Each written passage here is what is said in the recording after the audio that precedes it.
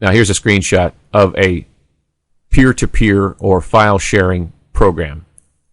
Unfortunately, this is directed at people, usually young people, who want to get, quote, free music, unquote.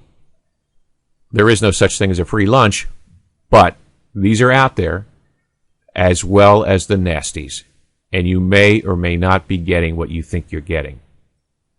It's advisable to avoid these.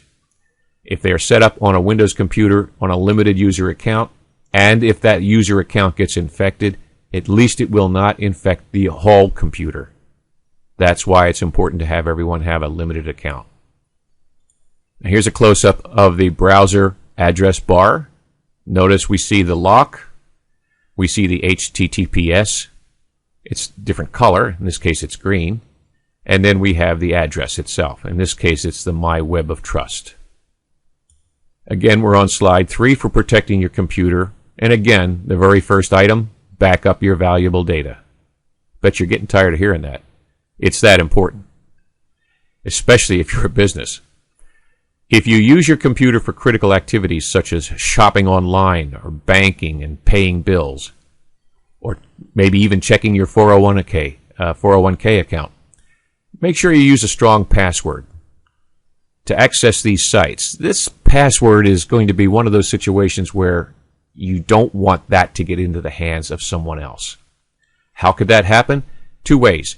Either because your system got compromised and they now have control of your data without you knowing about it, or someone sits down at your computer and you have a post-it note stuck on there that says, oh, here's my banking information. No, don't do that. Unfortunately, passwords are one of those kinds of animals that require, well, they're complex. Let's look at a couple. You want your password to be between 8 and 12 characters. Just remember, longer is better. And they should contain a mixture of upper and lowercase letters, numbers, and symbols. Well, that's easy to say, but can you remember all that? You should not use the same password on all of these special sites. You should use an individual password for each one. Here's an example of a password. And as you can see, it's a rather long password. It's 12 characters, and there's no way people are going to guess that. That's just virtually uncrackable. Unfortunately, it's virtually unable to be memorized. This is not something that, well, you're going to have to figure out a way to do that. We'll be discussing a presentation just dedicated to passwords.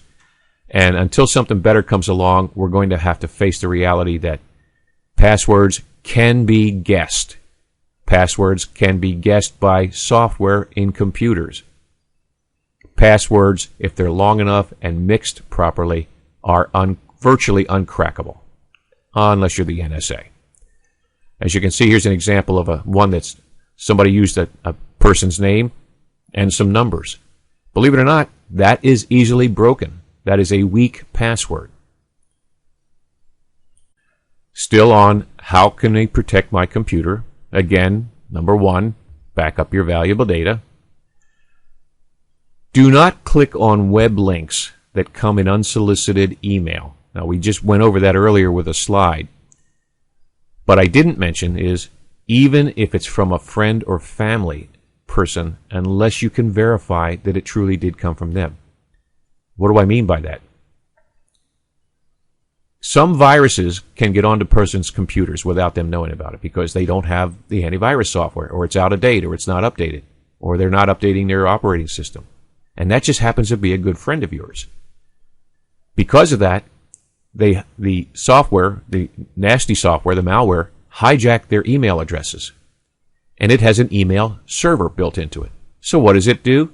It takes the email addresses from their address book and sends out an email to everyone that's in that address book, including you, and says, in a note or message, found this really great site, good restaurant, click here and gets the information. Well, you see it's from your friend, you trust your friend, you click on the link. You've now become part of the chain of distribution. What can you do in a case like this? As I mentioned earlier, when in doubt, don't click a link.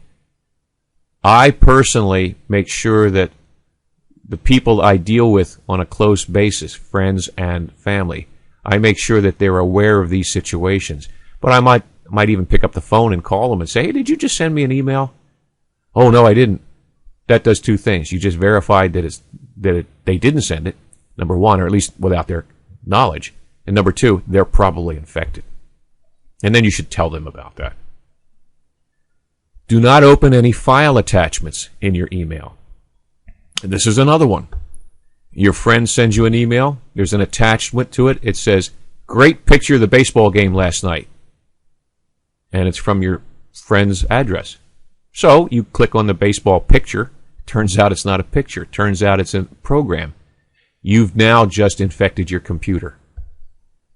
What should you do? The same thing, perhaps. Maybe don't click on a link. Don't click on a download file that's attached to your email unless you can verify it. Beware of those phishing attacks. These phishing attacks where you have these screens that look like they're from the FBI, the IRS, or your bank, or someplace where you have an account. You just happen to have an account at Citibank, and they send you a Citibank-looking type screen, and you can't verify their address. This is a phishing attack. You will be compromised. If you're not sure, think about it. If it's for example, the government's not going to send you an email. They're going to send you snail mail, or they're going to pick up the phone and call you. That should be a green light to go ahead and say, okay, I'm not going to do anything here. I'm just going to stop and let it go. Not all browsers are alike. When you get Windows, for example, it comes with Internet Explorer, a version of Internet Explorer, depending upon the version of Windows that you have. In the latter versions of Windows, it's a very good browser. However, in many of the things that it does are not standards compliant. Now, that's not a bad thing. It just means they're going to do it their way, which may not be the same way that the standards committees want to do. When that happens, you can get things that don't necessarily work properly when you're viewing things on the internet, or not checking things properly to make sure that the website is really a good website that you're going to. All of these browsers, they're not 100%, but all of them are competitors and all of them are very good. So when in doubt, in my case, I have 3 browsers on my computer. Do I need 3 browsers? No. But I use them depending upon what function I want to do.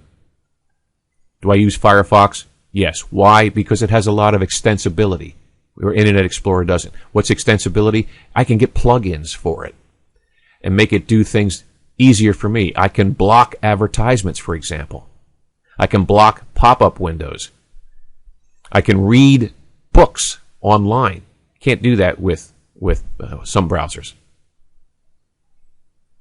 These are just some of the things that you can do with them. I would suggest having at least one other browser to get online in case your Windows machine gets infected. Sometimes the nasties will block Internet Explorer from running. You will not be able to get on the internet. You can't download files to clean up your computer. Open up Firefox or Chrome and you can. Then you can download the file and clean up your computer. Now here's a good example of one of those phishing attacks that I mentioned earlier. And again, you have to be very careful. It's from PayPal. PayPal, for those that don't know, it's kind of like a payment system that you can do over the internet that's accepted by many retailers throughout the country and the world. They're sending you a letter. It says that your PayPal account will expire soon. They want you to log on, you update your credit card information, and click Save. Click here to log into your PayPal account. Now, normally, you would say, oh, okay, I'll just do that. And it should open up PayPal, and then I should be able to do the things I need to do. However, at the very bottom of this screen, if you look, there's the address down at the bottom. HTTP, no S. PayPal always has an S. And then it says uspaypal.com-stz.info. Well, that certainly isn't PayPal. PayPal is paypal.com.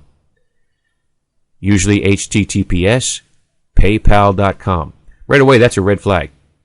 Do not click on the link. If you do, you'll probably be directed to a website that kind of looks like PayPal, not the same address. You'll type in all that information, and you've just been hacked. Probably even identity theft.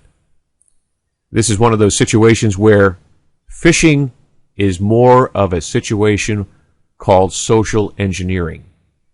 Social engineering, they want you to not pay attention, but we want it to be familiar to you so that you just routinely do it. Here's an example of an email with attachments. Dear member, and then proceed to tell you exactly what they want, and they have 2 attachments. One of the attachments appears to be a file. The other attachment appears to be an address for a browser. You'll download both of these. The attachment with the file probably won't do anything because it's a text file. I know that. You don't know that. The link, though, which would be over here in the online banking verification, what that will do is that will open up a link to a website. The act of opening the link will trigger that other attachment. You've been compromised.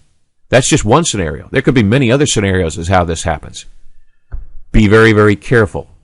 If you can't verify where it came from or to your satisfaction, then don't open the attachment. Okay, and lastly, sorry to browbeat you with this, back up your valuable data, no matter what it is. Whether it's personal data, documents, letters, email, you could even back up your email, back up your whole system. It depends on what you want to do and how to do it. Can you do it yourself? Yes, you can. Does it require a little knowledge? Yes, it does. Someone asked me a long time ago, I must know a lot about computers. I said, I know enough to get in trouble, which is probably true. But and then he said, well, you probably know how to change the oil in your car. And the answer is, yes, I could learn. I'm not going to learn. I'm going to have someone else do that. When in doubt, have someone, especially an expert. And there are plenty of experts around. They charge reasonable rates. Have them even tutor you on how to do certain things so you can see how it's done. Make that initial investment and then do it. In the case of data, back up your data. Okay, we have a couple of slides here to show you links of interest, the Web of Trust that I mentioned, how to get the software, internet software, and security software from Microsoft. Get NetWise, Malwarebytes, which is anti-spyware software, Super Anti-Spyware, which is another anti-spyware. Both of these are good. Both of these have very good reputations as well. And, of course, browsers, Firefox and Chrome. Chrome is the one produced by Google. Well, that concludes this presentation.